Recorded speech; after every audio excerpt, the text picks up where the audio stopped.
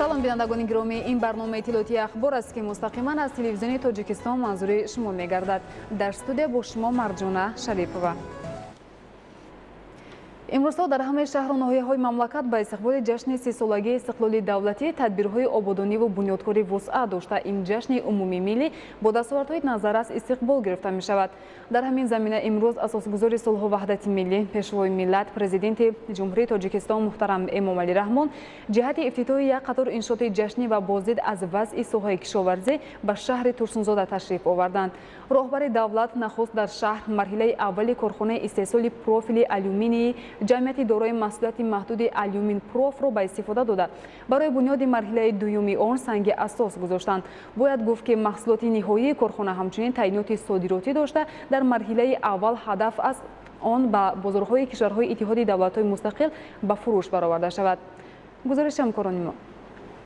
26 август асосгузори сулҳу ваҳдати миллӣ, пешвои миллат, президенти ҷумҳурии Тоҷикистон муҳтарам Эмомалӣ Раҳмон ҷиҳати ифтитоҳи як қатор иншооти ҷашнӣ ва боздид аз вазъи соҳаи кишоварзӣ ба шаҳри Турсунзода ташриф оварданд. нахуст президенти мамлакат муҳтарам Эмомалӣ Раҳмон дар шаҳр марҳилаи аввали корхонаи истеҳсоли профили алюминӣ ҷамъияти дорои маҳсулоти маҳдуди Алюминпрофро ба истифода дода барои бунёди марҳилаи дуюми он санги асос гузоштанд.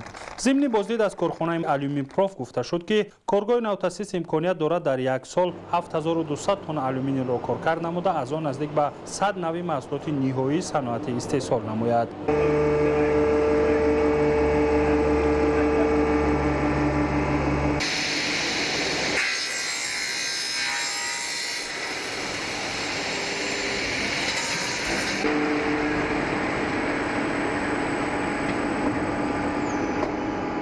дар корхона намудҳои гуногуни профилҳои алюминӣ барои истеҳсоли даррутиреза, профилҳо барои ороиши берунаи биноҳои баландошона ки бо истифода аз шиша оро дода мешаванд, қисмҳои алоҳидаи мебел, карнизҳои гуногун барои овехтани парда ва боз чандин номгӯи маҳсулоти дигар истеҳсол карда мешавад. ин номгӯи маҳсулот асосан ба ҷумҳурии Тоҷикистон аз дигар кишварҳо ворид карда мешавад ва бо фаъол гардидани Алюминпроф имконият фароҳам меояд ки талаботи бозори дохилӣ бо чунин нави маҳсулот аз ҳисоби истеҳсоли худи қонеъ карда шавад. дар ин баробар нарху навои он низ коҳиш дода мешавад. маҳсулоти ниҳоии корхона ҳамчунин таъйиноти содиротӣ дошта дар марҳилаи аввал ҳадаф аст он ба бозорҳои кишварҳои иттиҳоди давлатҳои мустақил ба фурӯш бароварда шавад. мо дар ин корхона зиёда аз 100 намуд маҳсулот истеҳсол менамоем ва таъйиноти содиротӣ дорад ки ба кишварҳои иттиҳоди давлатҳои мустақил содирот менамоем ва ин низ дар бозорҳои мо ҳам талаботи зиёд дорад. мо асосан дар асоси ашёи хурми маҳаллӣ фаъолият мекунем, яъне ки алюминро аз корхонаи алюминии тоҷик дастрас мекунем. роҳбари давлат муҳтарам Эмомалӣ Раҳмон бо хатҳои истеҳсолии корхонаи навтасис аз наздик шинос шуда барои истеҳсоли маҳсулоти рақобатпазир ба масъулини корхона дастур доданд. Алюминпроф дорои 3 хати истеҳсолӣ буда аз коркарди ашёи хом то ба истеҳсолу рангубори маҳсулот дар ҳудуди корхона анҷом дода мешавад. таҷҳизоти он аз ҷумҳурии халқии Хитой ворид гардида ба талаботҳои стандарти байналмилалӣ ҷавобгӯ мебошад ва ба истифода аз таҷҳизоти мазкур истеҳсолот бепартов баром монда шудааст. аз ҷумла корхонаи мазкур бо печи махсуси алюмингудозӣ муҷаҳҳаз карда шудааст ки дар як вақт ин дастгоҳ имконият дорад то 1 тонна алюминийро об намуда аз он маҳсулоти нимтайёри саноатӣ омода созад. маҳсулоти нимтайёр дар марҳилаи баъдӣ барои истеҳсоли маҳсулоти ниҳоӣ равона мегардад. ҳамчунин маҳсулоти истеҳсолшуда дар чанд марҳила аз озмоиши лабораторӣ гузаронида мешавад. дар доираи сиёсати бунёдкоронаи президенти ҷумҳурии Тоҷикистон муҳтарам Эмомалӣ Раҳмон имрӯз корхонаи мазкур дар шаҳри Турсунзода ба фаъолият оғоз кард. ҷамъияти дорои масъулияташ маҳдуди Алюминпроф дар асоси ашёи хоми маҳаллӣ фаъолият намуда, он ба муосиртарин таҷҳизот муҷаҳҳаз гардонида шудааст. назорати сифати маҳсулот дар корхона дар мадди аввал қарор дошта мо кӯшиш менамоем ки барои бозорҳои дохилу хориҷ маҳсулоти рақобатпазир пешниҳод намоем. ҷамъияти дорои маҳсулоти маҳдуди Алюминпроф дар доираи дастуру супоришҳои сарвари давлат муҳтарам Эмомалӣ Раҳмон ҷиҳати коркарди ашёи хоми маҳаллӣ ва истеҳсоли маҳсулоти ниҳоии саноатӣ дар асоси ашёи хоми ватанӣ фаъолият намуда, алюминии аввалияро аз корхонаи воҳиди давлатии ширкати Алюминии Тоҷик дастрас менамояд. дар марҳилаи аввал пас аз омӯзиши нозукиҳои касб 60 нафар сокинони маҳаллӣ соҳиби ҷойи кори доимӣ гардиданд ва минбаъд ҳадаф аст ки ба хотири баланд бардоштани малакаи корӣ кормандони он ба дигар кишварҳо низ ба курсҳои бозомӯзӣ равона карда шаванд. ифтитоҳи корхонаи мазкур ба ҳадафи саноаткунонӣ бо суръати мамлакат тавъан буда дар оянда ба рушди соҳаи саноати мамлакат мусоидат хоҳад кард. ин марҳилаи якуми корхона аст ва дар оянда мо нақша дорем истеҳсолро зиёд кунем. аз лиҳози логистикӣ низ корхона дар мавзеи муносиб ҷойгир буда аз назди он хати роҳи оҳан ва шоҳроҳи душанбе турсунзода сарҳади ӯзбекистон мегузарад. чунин имконот ба содироти бемамонияти маҳсулоти ниҳоии корхона мусоидат хоҳад кард. зимни боздид роҳбари давлат муҳтарам эмомалӣ раҳмон ба сифати маҳсулоти ниҳоӣ ва таҷҳизоти васлгардидаи корхонаи нав баҳои баланд дода барои рақобатпазир будан дар бозорҳои дохилу хориҷ ба кормандони он дастуру маслиҳатҳои муфид доданд. ҷамъияти дорои масъулияти маҳдуди алюминпроф аз ҷумлаи иншооти ҷашнӣ бахшида ба 30-солагии истиқлолияти давлатии ҷумҳурии тоҷикистон буда ба амалишавии барномаи саноаткунонӣ бо суръати ҷумҳурии тоҷикистон барои солҳои 2020-2025 мусоидат хоҳад кард. бояд гуфт ки дар доираи ин барнома дар шаҳри турсунзода сохтмони 10 корхонаи саноатӣ дар назар дошта шудааст. дар ҳамин ҷо президенти ҷумҳурии тоҷикистон муҳтарам эмомалӣ раҳмон ба корҳои сохтмонии марҳилаи дуюми корхонаи истеҳсоли профили алюминии алюминпроф расман оғоз бахшиданд. зимни муаррифӣ иттилоъ дода шуд ки марҳилаи дуюми иншооти мазкур дар зарфи 2 соли оянда бунёд гардида ба ҳамин васила ҳам ҳаҷми истеҳсолот ва ҳам ҷойҳои кории доимӣ афзоиш дода мешавад. бо ба истифода додани марҳилаи дуюм дар маҷмӯъ коркарди солонаи алюминӣ дар корхона ба 15 000 тонна баробар гардида шумораи кормандони ҷамъият аз 60 нафар ба 200 нафар расонида мешавад. дар марҳилаи баъдӣ инчунин истеҳсоли номгӯи нави маҳсулоти саноатӣ ки аз алюминий омода мешавад роҳандозӣ шуда дар он низ хатҳои истеҳсолӣ муосиру ҷавобгоҳ ба талаботҳои байналмилалии васлу насб мегардад. корхонаи мазкур дар ҳудуди минтақаи саноати шаҳри турсунзода бунёд ёфта дар маҷмӯъ дар ин ҷо дар масоҳати 21 гектар коргоҳу корхонаҳои гуногун сохта ба истифода дода мешавад. роҳбари давлат муҳтарам эмомалӣ раҳмон зимни шиносоӣ дастур доданд ки марҳилаи дуюми корхонаи мазкур сари вақт ва бо сифати баланд бунёд ёбад ва маҳсулоти ниҳоии он барои баланд бардоштани иқтидори истеҳсоливу содиротии мамлакат ба бозорҳои дохилу хориҷ ба фурӯш бароварда шавад. дар сани корхонаи навтаъсис намоиши маҳсулоти корхонаҳои саноатии шаҳри турсунзода ташкил карда шуд ки аз он президенти мамлакат муҳтарам эмомалӣ раҳмон боздид намуданд. дар намоишгоҳ 10 корхонаи шаҳр гӯшаҳои алоҳидаи худро ташкил карда аз рушду равнақи соҳаи саноат дар шаҳри турсунзода иттилоъ доданд.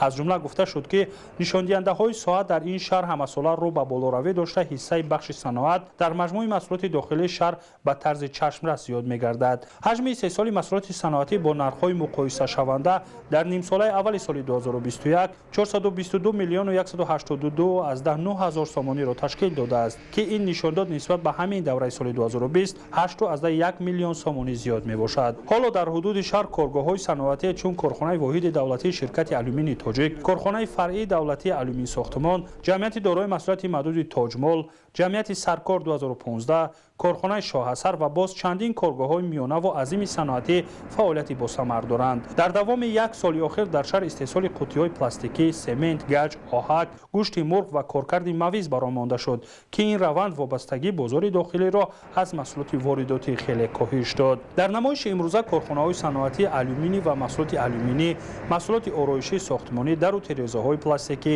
қуттиҳои гуногун барои маҳсулот ва хӯроквориро ки айни замон дар шаҳр истеҳсол мегардад ба марази дид гузоштанд. аз ҷумла иттилоъ дода шуд ки дар ҳудуди шаҳр пас аз таваққуфи 25 сола корхонаи коркарди алюминии талкопроф ба фаъолият оғоз намуд ки ин иқдом дар маҷмӯъ дар ҷумҳурӣ коркарди солонаи алюминийро ба 25 000 тонна расонид. ин корхона дар як сол то 10 000 тонна алюминийро коркар карда аз он маҳсулоти ниҳоӣ баландсифати истеҳсол менамояд. дар баробари қонеъ намудани талаботи худӣ ҳамчунин содироти маҳсулот ба дигар кишварҳо аз ҷумла ҷумҳурии ӯзбекистон баром монда шудааст. ҳамчунин моҳи ноябри соли ҷорӣ дар доираи дастурҳои роҳбари давлат марҳилаи якуми навсозии корхонаи воҳиди давлатии ширкати алюминии тоҷик оғоз мегардад. навсозии корхона имконият медиҳад ки минбаъд бо истифода аз технологияҳои муосир алюминӣ баландсифат истеҳсол гардад.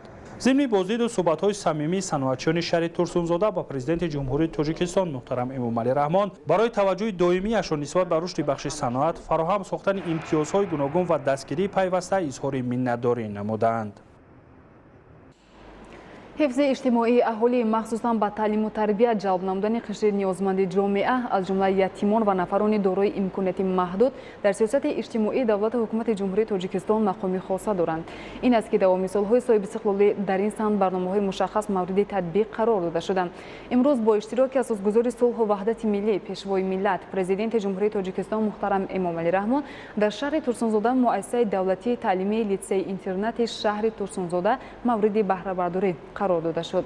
گزارش در این خصوص 26 اوگوست سال 2021 اساسگذار صلح و وحدت ملی پیشوای ملت پرزیدنت جمهوری تاجیکستان محترم امام علی رحمان مؤسسه دولتی تعلیمی لیسه اینترنت شهر ترسونزاده را مورد بهره برداری قرار داده با امکانات معاصر تعلیم و تربیت نسل نورس در آن از نزدیک شناس شدند.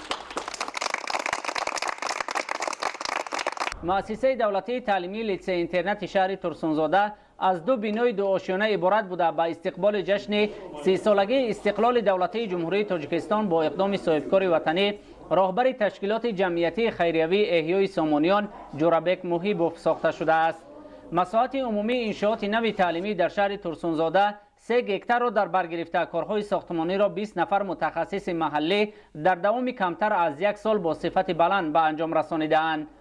در دایره دستگیری و هدایت‌های به واسطه اساسگذار صلح و وحدت ملی پیشوای ملت تصمیم گرفتیم که 2 عمارت برای مؤسسه تعلیمی لیسه اینترنت شهر ترسونزاده ساخته به اجرا دهیم. کارهای ساختمانی با جلب کارگران محلی، متخصصان محلی، همه نظارت از طرف ارکیتکتور و پودرچیان حکومتی نظارت کرده میشید. در آینده ما نیت داریم که با تدبیرهای سازندگی و اقدام پیشگرفته پیشوای ملت دستگیری کرده یک مؤسسه تعلیمی نوی زمانوی در دهه خودمان بسازیم.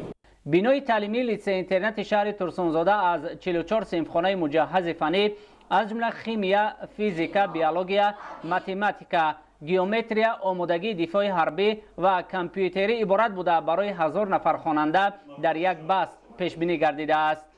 در این درگاه معرفت با مقصد رسیدن به هدفهای اساسی 20 ساله آموزش و رشد علمهای طبیعت شناسی دقیق و ریاضی در ساحه علم و معارف سالهای 2020-2040 در اساس راهنمایی‌های به واسطه سرور معارف پرور مملکت با آموزش علمهای دقیق توجه بیشتر داده شده در آن برای خوانندگان بالیاقت معاصرترین شرایط مهیا کرده شده است.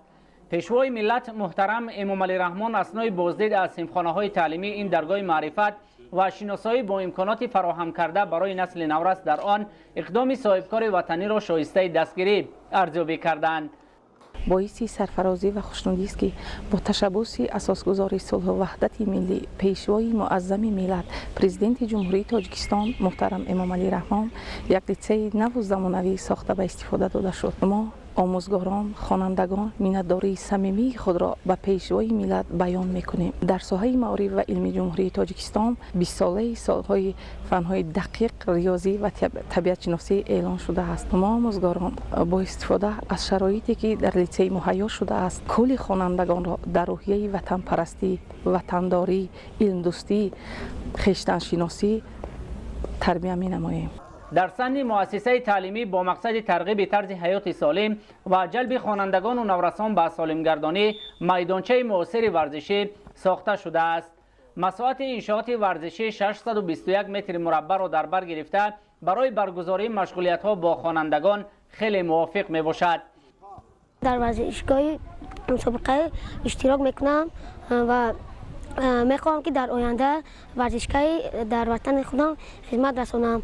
میدانچه ورزشی که برای ما خیلی ساختن خیلی زیبا است و ما در اینجا مشق میکنیم. در شهر ترسونزاده در سالهای استقلال دولتی 34 بینای نو تعلیمی با شرایط معاصر دانش آموزی بنیاد و مورد استفاده قرار گرفته است. در شهر در مجموع 126 مؤسسه تعلیمی فعالیت داشته در آنها 66386 نفر خواننده در اساس برنامه‌های ساحوی دولتی با تعلیم و تربیت همه‌جانبه فرا گرفته شده است.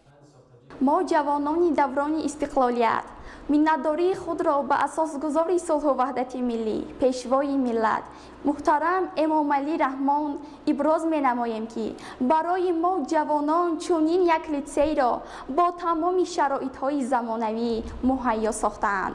мо ҷавобан ба ин ғамхориҳои пешвои миллат кӯшиш менамоем ки литсейро бо баҳои аъло хонда дар донишгоҳҳо таҳсил намоем ва дар рушду нумӯи тоҷикистони азизи худ саҳми худро гузошта номи тоҷикистонро ба арсаи ҷаҳонӣ муаррифӣ намоем. президенти мамлакат муҳтарам эмомалӣ раҳмон ифтитоҳи боз як бинои муосири таълимиро дар шаҳри турсунзода дар арафаи соли нави хониши 2021-2022 ва ҷашни муқаддаси миллӣ 30-солагии истиқлоли давлатии ҷумҳурии тоҷикистон ба ғамхориҳои доимиву пайвастаи роҳбарияти олии ҳукумати мамлакат дар самти ба таълиму тарбияи дуруст фаро гирифтани насли наврасу ояндасози миллат марбут дониста омӯзгорону дигар масъулонро ҷиҳати истифодаи самараноку ҳадафмандона аз шароити муҳайё гардида муаззаф намуданд. дар сартосари ҷумҳурии тоҷикистон бахшида ба 30-солагии истиқлолияти ҷумҳурии тоҷикистон корҳои ободонӣ ба шукӯҳ шаҳомат идома дорад. дар шаҳри турсунзода низ бахшида ба ин ҷашни бузург бо дастгирии асосгузори сулҳу ваҳдати миллӣ пешвои муаззами миллат муҳтарам эмомалӣ раҳмон литсей интернат сохта ба истифода дода шуд. ҷавобан ба ғамхориҳои давлату ҳукумат мо омӯзгорон тамоми кӯшишу заҳмати худро ба харҷ дода хонандагонро ба рӯҳияи ватандӯстӣ меҳнатпарастӣ тарбия менамоем. бо мақсади рушди фарҳанги миллӣ ва дарёфти соҳиби истеъдодҳо дар ин самт дар ҷумҳурии тоҷикистон мактабҳои махсуси санъату фарҳанг фаъолият менамоянд.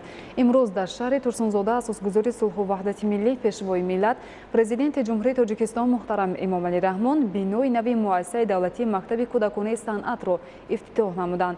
омӯзиш дар мактаби санъат аз 5 то 7 солро дар бар мегирад. таваҷҷӯҳ намоед ба гузориши навбатӣ.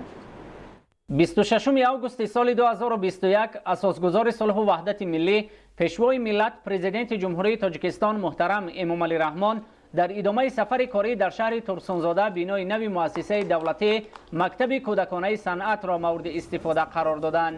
бинои нави муассисаи давлатии мактаби кӯдаконаи санъати шаҳри турсунзода дар асоси роҳнамоиҳои ҳамешагии сарвари фарҳангпарвари мамлакат муҳтарам эмомалӣ раҳмон ба истиқболи ҷашни 30-солагии истиқлоли давлатии ҷумҳурии тоҷикистон ва дар доираи солҳои рушди деҳот сайёҳӣ ва ҳунарҳои мардумӣ бунёд карда шудааст. бинои нави иншооти фарҳангӣ маърифатӣ дар шаҳри турсунзода аз 15 синфхонаи муҷаҳҳаз аз ҷумла рассомӣ, фортепиано, рубобҳои гуногун, дутор, карнай, доира, овозхонии эстрадию шашмақом, хореографӣ, толори хурди консертӣ, китобхона ва 3 утоқи маъмурият иборат мебошад. корҳои сохтмонӣ дар муассисаи фарҳангиро 20 нафар мутахассиси ватанӣ бо истифода аз унсурҳои хоси санъати меъмории миллӣ бо сатҳу сифати баланд ва ҷавобгӯ ба меъёрҳои муосир ба анҷом расондаанд. пешвои миллат муҳтарам эмомалӣ раҳмон зимни шиносоӣ бо имконоти фароҳам гардида дар бинои нави муассисаи фарҳангӣ дар шаҳри турсунзода ҷиҳати истифодаи пурраю самаранок аз шароити фароҳам гардида бо мақсади тарбияи дурусти насли наврас ба омӯзгорон дастуру ҳидоятҳои мушаххас доданд. ифтитоҳи бинои нави мактаби кӯдаконаи санъат дар арафаи 30-солагии ҷашни истиқлолияти давлатии ҷумҳурии тоҷикистон ва дар арафаи 60-солагии фаъолияти муассиса тӯҳфа аз тарафи асосгузори сулҳу ваҳдати миллӣ пешвои миллат мебошад. дар бинои нав тамоми шароитҳое ки барои муассиса карда шудааст бо истифода аз ин шароитҳо мо кӯшиш ба харҷ медиҳем ки таълиму тарбияро баланд бардошта дар сатҳи байналмилалӣ ватани худро муаррифӣ намоем. дар мактаби кӯдаконаи санъати шаҳри турсунзода барои омӯзиши нозукиҳои гуногуни санъат ба 220 ҳунаромӯз 25 нафар омӯзгори бо таҷриба ба фаъолият ҷалб гардидааст. омӯзиш дар мактаби санъат аз 5 то 7 солро дар бар мегирад. тӯли 10 сол аст ки дар мактаби санъат кор фаъолият менамоям ва дар мактаби мо 5 шуъба амал мекунад. шуъбаҳои фортепиано, шуъбаҳои асбобҳои миллӣ, хореографӣ, овозхонӣ ва санъати тасвирӣ фаъолият менамояд. имрӯз хурсанд аз он ҳастем ки дар бинои нав کار فعالیت میبریم. از امکانیت‌های فراهم گردیده استفاده برده ما آموزگاران مکتب صنعت کوشش می‌نماییم که خوانندگان را به سمت بلند آموزش‌های فرهنگی هدایت نماییم. یادآور می‌شویم که مؤسسه دولتی مکتب کودکانه صنعت شهر ترسونزاده سال 1961 تأسیس یافته در سالهای صاحب استقلالی کشور با توجه و دستگیری‌های همیشگی پیشوای ملت محترم امام علی رحمان شرایط هنرآموزی نورسان در آن به طلبات زمان موافق کرده شده است. در دوران استقلال دولتی در شهر نویه‌های مملکت در زمینه توجه خاص رهبریت عالی حکومت مملکت با رشد و گسترش فرهنگ ملی بناهای نوی تعلیمی و کاری در این ساحه بنیاد گردیده پایه‌های صنعت ملی استوار و بهتر و ارزش‌های خاص دولتداری تاجیکان احیا کرده شدند. با تشبث اساسگذار صلح و وحدت ملی، پیشروای ملت، پرزیدنت جمهوری تاجیکستان محترم امام علی رحمان در شهر ترسونزاده یک بینای زیبا و آباد را مؤسسه دولتی مکتب کودکانه صنعت شهر ترسونزاده ساخته به اتمام رسید. در این مؤسسه ما می توانیم از همه گوناگون‌های صنعت بهره برگیریم. ما خوانندگان این مؤسسه منتداری خود را به پرزیدنت جمهوری تاجیکستان محترم امام علی رحمان برای چنین مکتب زیبا و آباد ساختنشان بیان می نماییم. سرور دولت محترم امام علی رحمان افتتاح بنای نوی مکتب کودکانه صنعت در شهر ترسونزاده را در عرفه جشن 30 سالگی استقلال دولتی جمهوری تاجیکستان برای آموزگاران و هنرآموزان آن تحفه ارزشمند دولت و حکومت مملکت معنیداد کرده به مسئولان جهت تربیت نسل نورس و ارجگذاری به فرهنگ پرغناوت عالم شمول ملی دستور و سپارش‌های مشخص دادند. در شهر ترسونزاده دوامین سال‌های صاحب استقلالی در برابر بنیاد و نوسازی انشاء تعیناتی گوناگون همچنین با مقصد فراهم ساختن شرایط مساعد استراحت و فراغت برای ساکنان تدبیرهای ضروری عملی کرده شد.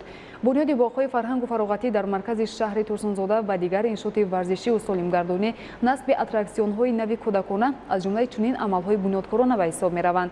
امروز با اشتراک اساسگذار صلح و وحدت ملی پیشوای ملت پرزیدنت جمهوری تاجیکستان محترم امام علی رحمان در کوچه اسماعیلی سامانی شهر ترسونزاده باغ فرهنگ و فراغتی شهر مورد بهره برداری قرار داده شد. گزارش نورالدین قربان و بهادر قربانزاده. 26 августи соли 2021 асосгузори сулҳу ваҳдати миллӣ пешвои миллат президенти ҷумҳурии тоҷикистон муҳтарам эмомалӣ раҳмон дар кӯчаи исмоили сомонии шаҳри турсунзода боғи фарҳангу фароғатии шаҳрро ки аз нав сохта шудааст мавриди баҳрабардорӣ қарор доданд. боғи фарҳангу фароғатӣ дар маркази шаҳри турсунзода дар масоҳати умумии 3,6 гектар аз ҷониби соҳибкорони ташаббускори шаҳр бо тарҳи муосир ва унсурҳои шаҳрсозии миллӣ бо назардошти талаботи замони имрӯза ва санъати баланди меъморӣ бунёд шудааст. фармоишгари иншооти фарҳангӣ ки ба ҳусни шаҳр зебоии хоса зам кардааст мақомоти иҷроияи ҳокимияти давлатии шаҳри турсунзода мебошад. корҳои сохтмонӣ дар боғи фарҳангу фароғатӣ моҳи сентябри соли 2020 оғоз гардида иншоот дар муддати кӯтоҳ бо сифати баланд ва ба талаботи замони муосир ҷавобгӯ сохта ба истифода дода шуд. боғи фарҳангу фароғатӣ дар доираи нақшачорабиниҳо ва вусъат бахшидани корҳои сохтмонӣ бо мақсади сазовор ҷашн гирифтани 30-солагии истиқлоли давлатии ҷумҳурии тоҷикистон ва солҳои рушди деҳот, сайёҳӣ ва ҳунарҳои мардумӣ сохта шудааст. иншооти мазкур аз ҷониби мутахассисони ватанӣ бунёд гардида дар рафти сохтмон масолеҳи босифати ватанӣ истифода шудааст ки имрӯз ин макони даргузашта нообод ба мавзеи сабзу хуррам ва дилписанд мубаддал гаштааст. дохил ва роҳравҳои боғи навбунёд пурра бо гулу буттаҳои ороишию мавсимӣ сабзазор гардонда шуда барои хуррамгардонӣ бештар аз 2000 бех дарахтони ороишӣ, 10,000 гулҳои доимӣ ва 60,000 мавсимӣ шинонда шудааст. бо мақсади таъмини сабзиш ва нашъунамои дарахтон ва гулу буттаҳо обёрӣ бо усули муосир ба роҳ монда шудааст. бо мақсади зебову назаррабо гардондани боғи фарҳангӣ даромадгоҳ ва роҳравҳои он сафҳолакпӯш гардидааст. мувофиқи нақшаи асосӣ дар ҳудуди боғ фаввора ва дигар таҷҳизоти дилхушкунанда насб гардидааст ки аз ин пас сокинону меҳмонони шаҳри турсунзода дар ин макон истироҳат менамоянд. дар дохили боғи нав қасри шоҳмот, амфитеатр бо 7 мағозаи фурӯши армуғон ва ҳунарҳои мардумӣ, шаҳраки афсонаи Аладдин бо ҷойгир намудани 12 аттраксион, ҳайкалчаҳои ҳайвонот, зиёда аз 200 таҷҳизоти равшандиҳанда, нишастгоҳҳо, 2 майдончаи варзишӣ бо 200 ҷои нишаст ҷойгир карда шудаанд. мо аҳли кормандони боғи фарҳангу фароғатии шаҳри турсунзода аз он хушнудем ки имрӯз бо иштироки асосгузори сулҳу ваҳдати миллӣ пешвои миллат дар шаҳри турсунзода боғи фарҳанги фароғатии зебо ифтитоҳ гардид. боғи мазкур солҳои 59 асри гузашта сохта шуда то ин ҷониб хело кӯҳнаву фарсуда гардида буд ва мардум имконияти сайру гашт надоштанд ва бо супориши асосгузори сулҳу ваҳдати миллӣ пешвои миллат ин боғ аз навсозӣ гардид ва имрӯз дар арафаи ҷашни 30-солагии истиқлолияти давлатии ҷумҳурии Тоҷикистон барои сокинони шаҳри Турсунзода эҳдо мегардад. фароҳам овардани чунин шароит имконият медиҳад ки наврасону ҷавонон вақти холигии худро бо самар истифода бурда ба варзиш машғул шаванд ва дигар имкониятҳои боғро пурсамар истифода баранд. инчунин дар ин ҷо лавҳаи ташрифи меҳмонони олиқадр ба шаҳри Турсунзода, қаҳрамонони меҳнат, муҷассамаи қаҳрамони Тоҷикистон Мирзо Турсунзода, ошхонаи миллӣ, 3 нуқтаи бозӣ ва ҳафзи шиноварии кӯдакона бунёд ёфтаанд ки барои истироҳату фароғати сокинон муносиб мебошанд. бояд таъкид намуд ки ба адиби машҳури тоҷик Мирзо Турсунзода соли 2011 бо фармони президенти ҷумҳурии Тоҷикистон муҳтарам Эмомалӣ Раҳмон унвони қаҳрамони Тоҷикистон дода шуд. саҳми Мирзо Турсунзода дар рушди адабиёт, фарҳанги оламшумули миллати тоҷик ва дӯстии халқҳо назаррас мебошад. имрӯз бо ташрифи муҳтарам президенти ҷумҳурии Тоҷикистон Эмомалӣ Раҳмон боғи фарҳангию фароғатӣ кушода шуд. мо ҷавонон шукрона аз он мекунем ки дар кишвари озоду зиндагӣ мекунем. ба муҳтарам ҷаноби олӣ ташаккури худро баён мекунам ки ин гуна ба мо заҳматҳо ва ин гуна боғҳои фароғатӣ кушода мекунанд ки то мо аз ин боғҳо сайру гашт кунему бобоҳои хубу аллоҳ хонда ба ватани худ хизмат кунем. дар ин боғҳо бисёр дарахтони зебҳо, гулҳои шукуфта, ҳавои тоза мебошад. мо ҳамарӯза метавонем ки дар ин боғ омада истироҳат намоем. таъкид карданд ба маврид аст ки иншооти наву замонавӣ бе ҷалби маблағҳои буҷетӣ аз тарафи соҳибкорони бонангу номуси шаҳри Турсунзода бо санъати баланди миллӣ ва аврупоӣ сохта шуда дар баробари ободу зебо гаштани як гӯшаи Тоҷикистони соҳибистиқлол ҳамзамон баъди мавриди баҳрабардорӣ қарор додани иншоот бештар аз 50 нафар сокинони маҳаллӣ бо ҷои кори доимӣ таъмин гардиданд. пешвои миллат муҳтарам Эмомалӣ Раҳмон зимни шиносоӣ ба сифати корҳои анҷомёфта бештар таваҷҷӯҳ зоҳир намуданд ва бунёди иншооти муосири фарҳангу фароғатиро ки ба ифтихори 30-солагии истиқлоли давлатии ҷумҳурии Тоҷикистон бо саҳми соҳибкорон сохта шудааст намунаи ибрат арзёбӣ карда масъулонро дар оянда барои нигоҳубини дурусти он вазифадор карданд. сохтмони боғи фарҳангу фароғатии шаҳри Турсунзода аз 1 октябри соли 2020 оғоз ёфта мана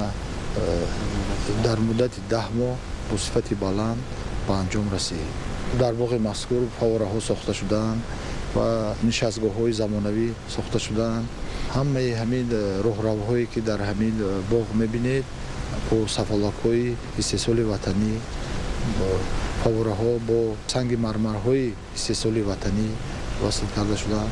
قصر شاهماد که در داخل باغ فرهنگ و فراغتی جایگیر می باشد با عنصرهای خاص ملی قامت افروخته است که زیبا و نظرربا است. طبق لایحه مساحت زمینی برای ساختن قصر شاهماد جدا گردیده 178 متر مربع را تشکیل می دهد. ساختمان قصر شاهماد ماه فوریه سال روان آغاز گردیده در این مدت چند نفر ساکنان محلی با جای کار موسمی تامین گردیدند و بنا در مدت کوتاه بنیاد شد. در داخل بنا 2 صنفخانه برای کودکان و نورسان و یک تالار دیگر برای کلانسالان شاهمادباز جایگیر کرده شده است. اطلاع داده شد که بنای قصر شاهماد نیز از جانب صاحبکاران باننگ و ناموس شهر ترسونزاده بنیاد شده است. از این پس نورسان و جوانان شهر ترسونزاده در وقت مناسب که قبلا برایشان چنین شرایط وجود نداشت امکان پیدا کردند که در قصر زمانوی شاهماد همروزه تمرین نموده نازوکی های شاهماد بازی را از خود کرده در مسابقه های شهری، جمهوریوی و بین المللی اشتراک نمایند. در داخل باغ فرهنگ و فراغتی شهر ترسونزاده امفی‌تئاتر نیز ساخته شده است. امفی‌تئاتر از جانب مقامات اجرایی حکومت دولتی شهر با صفت بلند بنیاد گردیده برای برگزار کردن برنامه‌های فرهنگی و دیگر چاره‌بینی‌های جشنی شرایط سازگار مهیا کرده شد. در اساس لایحه امفی‌تئاتر دارای قریب 700 جای نشست بوده در آن نشستگاه‌های زمانوی نصب شده است. مساحت عمومی آن 3100 متر مربع را تشکیل می‌دهد. اطراف امفی‌تئاتر نیز سبز و خرم گردانده شده به مکان زیبای و دلپسند ساکنان تبدیل یافته است. پس از بنیاد باغ فرهنگ و فراغتی در مرکز شهر ترسونزاده با جایگیر نمودن قصر شاهماد، امفی‌تئاتر و دیگر انشاءات ورزشی و سالمگردانی و نصب اتراکسیون‌های نو کودکانه، ساکنان و مهمانان شهر امکان مساعد استراحت و فراغت را پیدا کردند. با شرافت تشریف پرزیدنت جمهوری تاجیکستان جناب عالی محترم امامعلی رحمان باغ فرهنگ و فراغتی گشوده شده است. ما شکرانه از آن میکنیم که چنین سرور دولت داریم. در گذشته چنین باغ زمانوی نبود. هر روز ها میتوانیم به این باغ آمده سیر و گشت نماییم. ساکنان شهر همه پیشروی و مهیا ساختن زندگی شایسته را که در زمینه تکمیل اینفراستراکچور شهر به میان آمده است نتیجه سیاست بنیادکارانه پیشوای معظم ملت محترم امامعلی رحمان ارزیابی میکنند. مورد ذکر خاص است که دوام 30 سال صاحب استقلالی رشد و پیشرفت تمام بخش و ساحه‌های اقتصاد ملی به خصوص ساحه فرهنگ شهر ترسونزاده در دایره اقدام‌های نجیب بنیادکارانه پیشوای ملت پرزیدنت جمهوری تاجیکستان محترم امامعلی رحمان تامین گردیده با بنیاد شدن بنا و انشاءات زیادی گوناگون شهر آباد و زیبا گردیده سطح و صفت زندگی ساکنان نیز به مراتب بهتر گردیده است. خوجکداران شهر ترسونزاده در سمت رشد ساحه کشاورزی و استفاده مقصدناک زمین از تجربه پیشقدم و رعایت قاعده‌های اگرتکنیکی به طور وسیع استفاده می‌نمایند. یکی از سمت‌های ترقی کرده ساحه کشاورزی در شهر این بنیاد گرمخانه‌ها مطابق به طلبات زمانی معاصر میباشد. امروز در شهر ترسونزاده اساسگذار صلح و وحدت ملی پیشوای ملت پرزیدنت جمهوری تاجیکستان محترم امامعلی رحمان از گرمخانه خواجگی دهقانی غیرت 2020 دیدن نمودند. گزارش صدرالدین سراج‌الدین و اهل‌دین کریم. 26 августи соли 2021 асосгузори сулҳу ваҳдати миллӣ пешвои миллат президенти ҷумҳурии тоҷикистон муҳтарам эмомалӣ раҳмон дар шаҳри турсунзода аз гармхонаи хоҷагии деҳқонии ғайрат 2020 дида намуданд. гармхонаи доим амалкунанда дар деҳоти ба номи ҷурар раҳмонов навбунёд буда аз ҷониби соҳибкори маҳаллӣ урунбой нурматов бахшида ба 30-солагии истиқлоли давлатии ҷумҳурии тоҷикистон сохта шудааст. гармхона ки масоҳати 0,154 гектарро ташкил медиҳад, 2 навъи помидор ва 2 навъи бодиринг кишт шуда нашъунамои хуб доранд. навъҳои помидори киштшуда замира ва муалла, инчунин бодиринг орзу ва ғайрат мебошад. ҳосили интизории помидорро деҳқонон 600 ва бодирингро аз 400 то 500 центнер пешбинӣ намудаанд. гуфта мешавад ки ҷамъоварии ҳосил аз гармхона нимаи дуюми моҳи сентябр оғоз гардида беш аз 3 моҳ идома меёбад.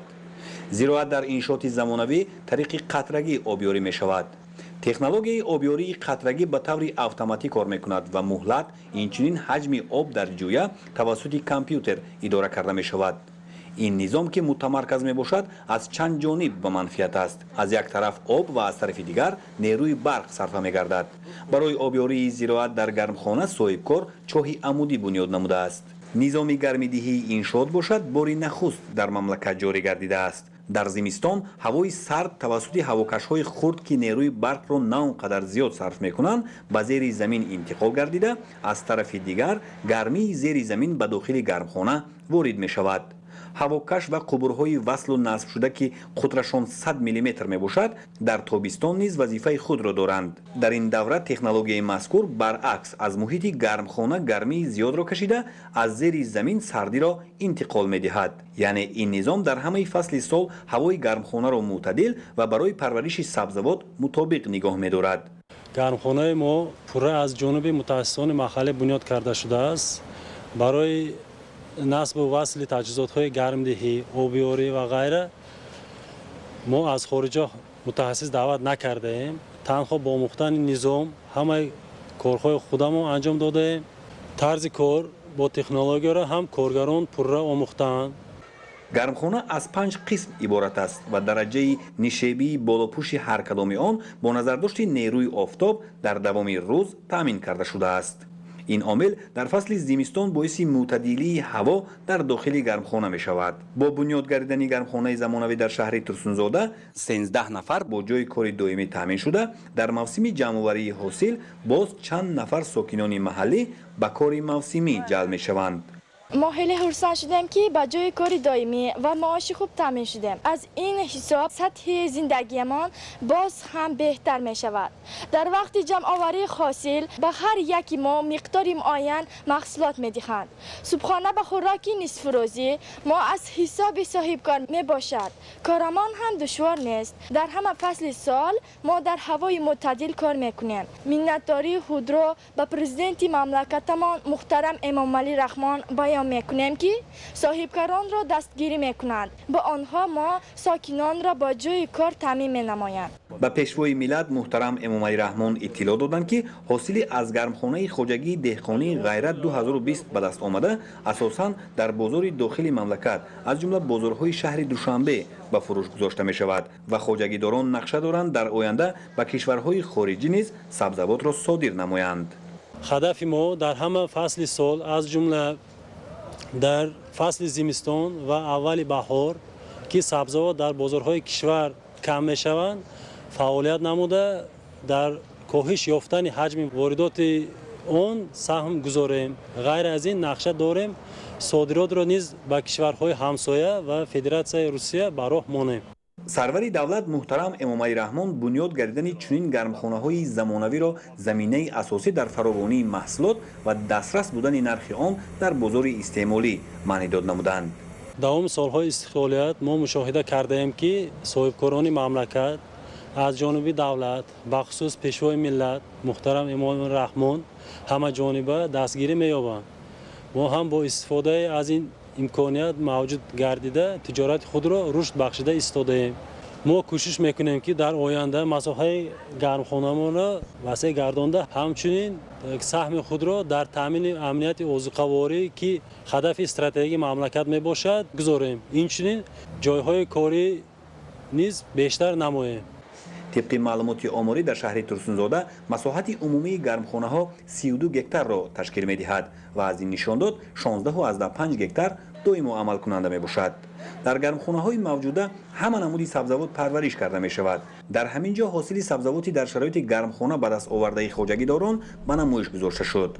طبق اطلاع در 7 ماه سال روان حجم عمومی استحصال این نمودی محصولات کشاورزی در شهر ترسونزاده 64738 تن را تشکیل داده است و خواجگیداران در برابر تامین بازارهای مملکت همچنین به اندازه 300 تن سبزیجات به خارج صادر نمودند. در گوشه دیگری حدود گرمخانه زنان و بانوان هنرمند شهر ترسونزاده سمبوسه، کلچه، چپاتی و دیگر نمودی محصولات نانی آماده نموده به معرض گذاشتند.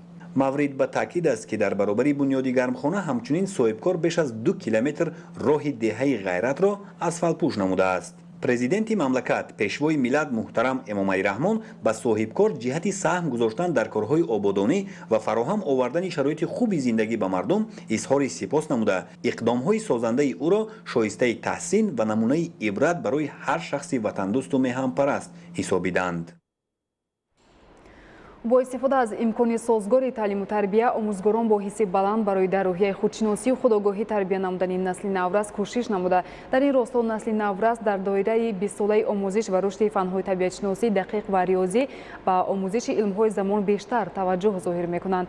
дар идомаи сафари корӣ ба шаҳри турсунзода дар деҳаи ғайрати деҳоти ҷура раҳмонови шаҳр асосгузори сулҳу ваҳдати миллӣ пешвои миллат президенти ҷумҳурии тоҷикистон муҳтарам эмомалӣ раҳмон бинои муассисаи таҳсилоти миёнаи умумии рақами 49-ро ифтитоҳ намуданд.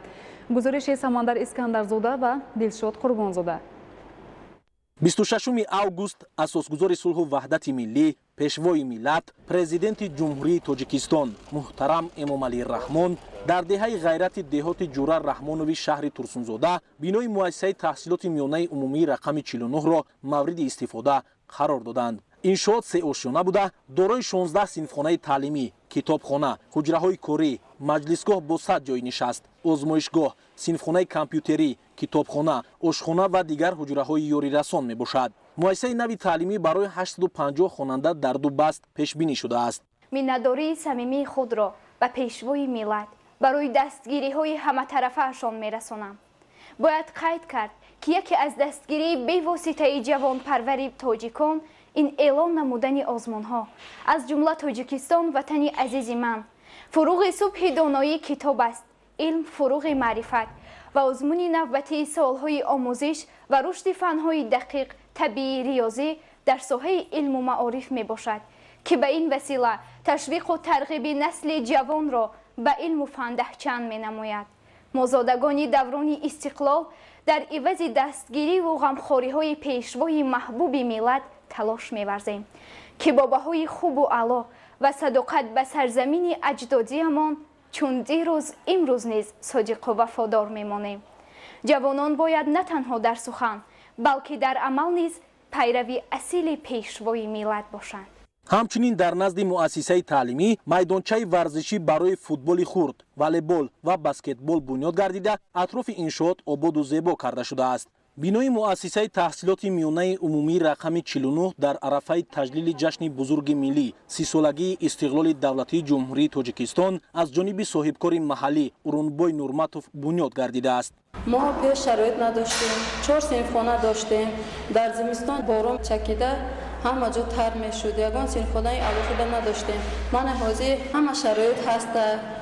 варзишгоҳ дорем, синфҳои физика, компютерхонаҳо дорем, ошхона дорем. ҳама шароит ҳаст. миннатдори кулли омӯзгоронро ба ҷаноби оли муҳтарам эмомалӣ раҳмон мерасонем. зимни ифтитоҳи иншоот ба сарвари давлат муҳтарам эмомалӣ раҳмон иттилоъ дода шуд ки бинои кӯҳнаи муассиса соли 1958 сохта шуда аз 3 синфхона ва ҳуҷраи омӯзгорон иборат буд. қаблан дар муассисаи таълимӣ 9 омӯзгор ба таълиму тарбияи 106 хонанда машғул буданд. дар мактаби кӯҳна норасоии ҷойи нишаст барои хонандагон ва набудани имкони созгори таҳсил аз мушкилоти асосӣ дониста мешуд. мо шукргузорӣ мекунем ки дар як ватани тинҷу осуда, обод, ором ва дар зери осмони мусаффо зиндагӣ мекунем. инсон ҳар як зарра хоку ҳар қатра оби ватан дил мебанданд ки бе он наметавонад хушбахту бахтиёр бошад. дар арафаи 30-солагии истиқлолият ҷаноби олӣ пешвои миллат эмомалӣ раҳмон барои омӯзгорони ҷавон як муассисаи бо шароитҳои хуб туҳфа кардан кӯшиш мекунем ки барои тарбияи насли наврас сидқан машғул мешавем ва ба хизмати ватан ҳамеша омода бошем. дар ин росто ҳамасола афзоиш ёфтани шумораи хонандагон дар деҳаи ғайрати деҳоти ҷура раҳмонови шаҳри турсунзода ва ҳавасмандии насли наврас ба омӯзиши илмҳои замон зарурати бунёди муассисаи таълимии наву замонавиро тадриҷан дучанд месохт. довталаби озмуни ҷумҳуриявӣ фуруғи субҳи доноӣ китоб аст буда дар ин озмун аз рӯи номинаи сеюм хондан ва аз ёд кардани осори назмиву насрии адибони муосири тоҷик ширкат варзида истодаам. من اظهار منتداری خود را به جناب عالی محترم امام علی رحمان میرسانم که بهر ما خوانندگان چنین آزمونها را پیشکش نمودند. یک چند سال پیش از این مؤسسه بسیار فرسوده بوده، در اینجا تحصیل کردن بسیار مشکل بود.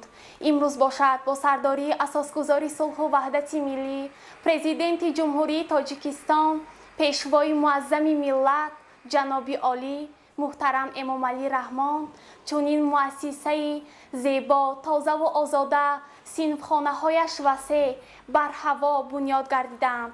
من خیلی شادم که در چنین مؤسسه تحصیل میکنم.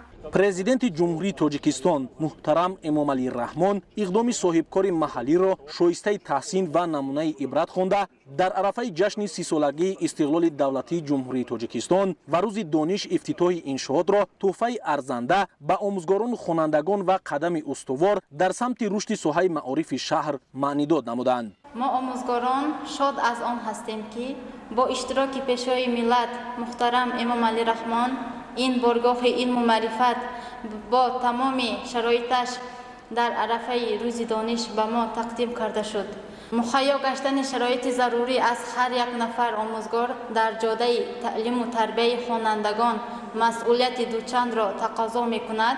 وابسته به این ما آموزگاران جوان کوشش میکنیم که برای تربیت نمودن نسل نورس سهم خود را گذاریم. باید گفت که با استفاده از امکان سازگار تعلیم و تربیت، آموزگاران با حس بلند برای در روحیه خودشناسی و خودآگاهی تربیت نمودن نسل نورس کوشش کرده در این راستا آینده سازان وطن نیز در دایره 20 ساله آموزش و رشد فنهای طبیعت شناسی دقیق و ریاضی به آموزش علمهای زمان نیز بیشتر توجه ظاهر میکنند.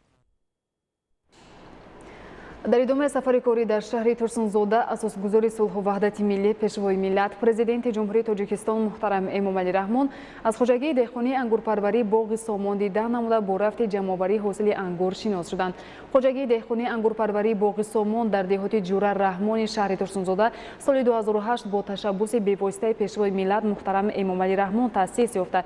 مساحت عمومی آن 589 هکتار را در بر میگیرد. سمت اساسی فعالیت خوجگی انگورپروری بوده 480 هکتار آن تاکزار می باشد. حالا در خوجگی زیاده از 10 نوع انگور از جمله حسینی سیاه و سفید، غلبه، شاهانه، پیشپزک، کشمش سیاه و سفید پرزیدنت که اساساً نوع‌های محلی سرحاصل می باشند پرورش کرده می شوند. سال جاری حاصل در تاکزار فراوان بوده تا امروز بیش از 900 تن محصولات به بازار استعمالی برآورده شده است.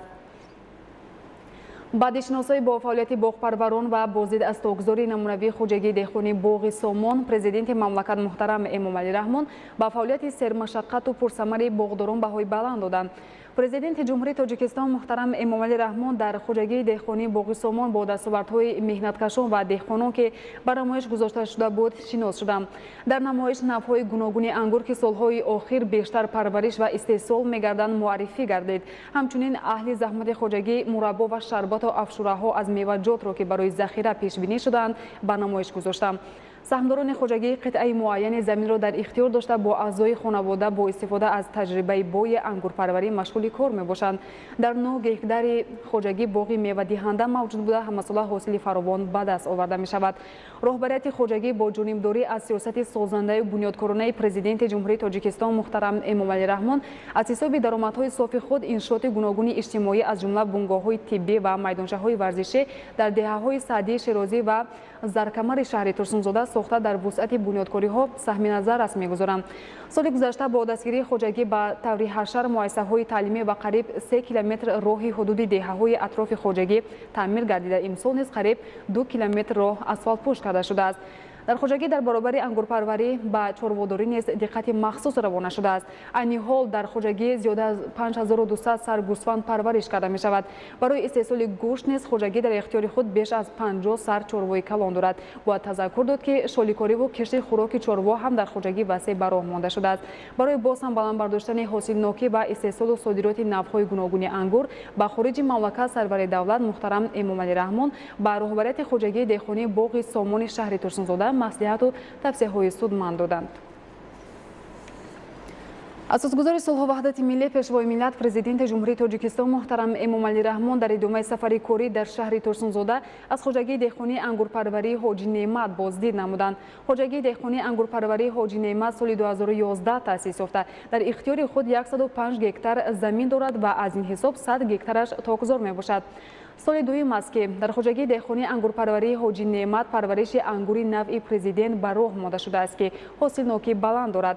бояд тазаккур дод ки муассиси хоҷагии деҳқонии ангурпарварии ҳоҷӣ Неъмат деҳқони ботаҷриба ва токпарвари шинохтаи ҷумҳурӣ Неъмат Усмонов мебошад ва ҳоло роҳбарии хоҷагиро писари ӯ Расул Неъматов ба уҳда дорад. бо дар назардошти таҷрибаи бои ин деҳқони асил дар соҳаи ангурпарварӣ пешвои миллат муҳтарам Эмомалӣ Раҳмон дастур доданд ки дар заминаи хоҷагии мазкур машғулиятҳои амалии саҳроӣ бо ҷалби мутахассисони хоҷагиҳои токпарварии мамлакат ҳамасола ташкил ва баргузор карда шавад.